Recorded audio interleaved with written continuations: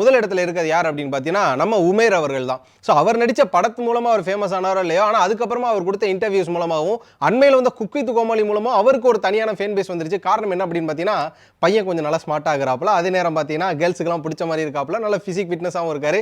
அவரோட இன்னோசென்ஸ் அப்படிங்கிற ஒரு விதமும், அவர் வந்து பேசுகிற தமிழ் அப்படிங்கிற ஒரு விஷயமும் இங்கே நிறையா ஃபேன் பேஸ் வச்சிருக்கு. குறிப்பாக பல கேர்ள்ஸ் அவருக்கு ஃபேன்ஸாக இருக்காங்க. ஸோ இப்படியாப்பட்ட பர்சனை கரெக்டாக தூக்கி போட்டால் தான் சூட்டாக இருக்கும் இல்லையா, அதாவது டைலாக் இருக்கும்.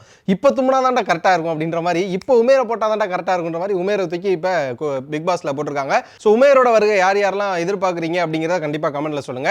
அண்ட் இந்த லிஸ்ட்டில் இரண்டாவது இடத்துல இருக்கிறது யார் அப்படின்னு பார்த்தீங்கன்னா நம்ம ஆக்ட்ரஸ் நேஹா அவர்கள் தான். ஸோ பாக்யலட்சுமி கோபி அவர்களுக்கு மகளாகவும் நம்ம விஜே விஷால் அவருக்கு தங்கச்சியாகவும் நடிச்சிருக்க நேஹா இந்த சீசனில் கண்டஸ்டண்டாக பங்கேற்க போகிறாங்க. இதுக்கு மிக முக்கியமான காரணம் என்ன அப்படின்னு பார்த்தீங்கன்னா, பாக்யலட்சுமி சீரியல் நல்லா போயிட்டு இருக்கிறப்ப போடுற ஃபுல் ஸ்டாப்னு சொல்லி ஒரு கேட்டை போட்டு முடிச்சு விட்டாங்க.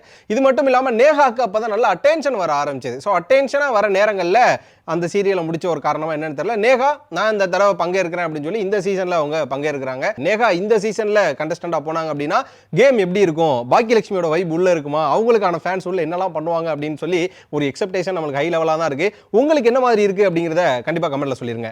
நம்ம லிஸ்ட்ல மூணாவது இடத்துல இருக்கிறது யார் அப்படின்னு பார்த்தீங்கன்னா Puviyarasu. One of the underrated best actor அப்படின்னு கூட சொல்லலாம். ஒரு ஊரில் ஒரு ராஜகுமாரி அப்படிங்கிற சீரியல் மூலியமாக அறிமுகமாகி அதுக்கப்புறமா அவர் வந்து அவரோட நடன திறமைகளை வெளிப்படுத்தி அவரோட பல்வேறு திறமைகளை வெளிப்படுத்தியுமே பார்த்தீங்க அப்படின்னா வாய்ப்புகள் கொஞ்சம் குறைவாக தான் இருக்குது அப்படின்னு சொல்லலாம். இப்படியா தன்னோட திறமைகள் காட்ட முடியாத இடங்களில் இருக்கக்கூடிய புவியரசு அதுக்கான சரியான மேடை பிக் பாஸ் தான் அப்படின்னு நினச்சி பிக் பாஸில் பங்கேற்க போகிறதா ஒரு அஃபீஷியல் தகவல் வந்திருக்கு. ஸோ புவியரசு பிக் பாஸ்க்குள்ளே போனார் அப்படின்னா அவரை வந்து நம்ம ரொம்ப காமான ஒரு பர்சனாக பார்த்துருக்கோம், அதே நேரம் ஒரு பெர்ஃபார்மராக பார்த்துருக்கோம்.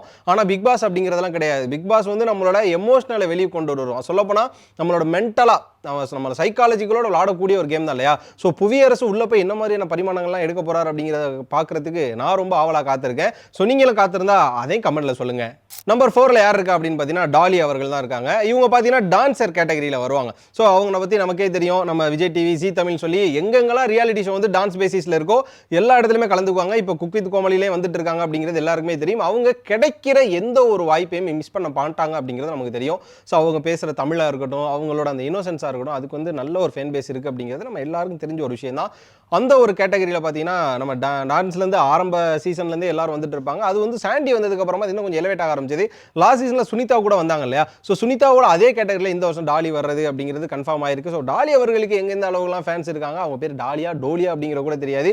டோலி அப்படின்னு சொன்னால் 2K கிட்ஸ் பாஷையில் கொஞ்சம் தப்பாயிரும் அப்படிங்கிறனால நான் டாலி அப்படின்னு சொன்னேன். ஸோ டால் மாதிரி இருக்கக்கூடிய டாலி இந்த சீசனில் பங்கேற்க போகிறாங்க. அவங்களோட இன்னோசென்ஸை அவங்கள பிடிச்ச ஃபேன்ஸ் யார் இருந்தாலும் லைக் பண்ணிட்டு கமெண்ட்ல சொல்லுங்க.